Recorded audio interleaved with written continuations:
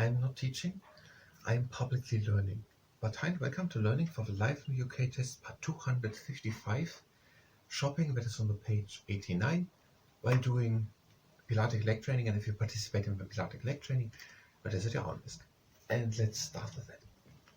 We're just bringing one leg out with the fixed foot, and we're lifting it up, and we're bringing it again down, and we are repeating.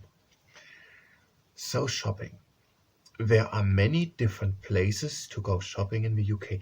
We have already heard, just by the way, that in the swinging 60s, the people got more money and they could buy cars and also consumer goods. So there are many different places to go shopping in the UK. Okay, that makes sense. Most towns and cities have a central shopping center. So is buying goods something else than shopping? So most towns and cities have a central shopping area, which is called the town centre. I wouldn't come to that conclusion, but just because there are the shopping centers, it is the town center. Some people would also say where the church is, or something like that, or where the government is, or something like that. But okay, it is more or less the town center, because the people should drive there. But there are oftentimes shopping centers around the world outside of a town, because it's easier to drive there. In the middle of a city is everything full, but also because a shopping center needs great place and great room, and just in the middle of a town where centuries-old buildings are standing and everything is very narrow, so that everything can fit into the medieval towns with a wall around, the city wall and so, and everything's full, and they're not coming and build a 50-meter large building. So people often make a shopping center outside of a town. In many countries. But here in the UK, it seems to be that most of the times inside the towns and cities, the towns have grown a lot. And let's do the next exercise. So we have a leg out. That these towns and cities, they have grown a lot. So it's not that the people are living just in the small areas, oftentimes, of 500 years ago. So one could almost say a city has multiple town centers. But okay, there where the shopping mall is, that is of course the center for the town. Undercover shopping centers are also common. These might be in town centers or on the outskirts of a town or city. If you are on the outskirts of a city, why do we have to need it underground? What are undercover? Are they underground? I don't understand the term undercover. Are they not to be found? So whatever. The places where we see so many things, which are things of a real life, and they're not explained what we mean. So we're having the leg out with the flex foot, and now we're bringing it in, we're bending it at the knee. So I can't really. If we're talking about a person, that's okay. I criticized already, but we don't have a picture or anything. But here these are things of the actual word, and no, I don't know what we mean. So most towns and cities have a central shopping area. So there's an area, and there's a lot of different shopping things to shop. And they are then also called town centers. And then there are existing undercover shopping centers. What are undercover shopping centers? They are common. And they might be in the town centers, or also on the outskirts of a town or of a city. Why should a shopping center be undercover? Is it underground? So undercover shopping centers, and the other leg out, and we're bending it at the knee, and we're having a flex. Next word. Most shops in the UK are open 7 days a week. So a week is 7 days, so every day. Although trading hours on Sunday and public holidays are generally reduced. So on Sundays or also on public holidays, there is not that long open, so they're closing an hour too early or something like that.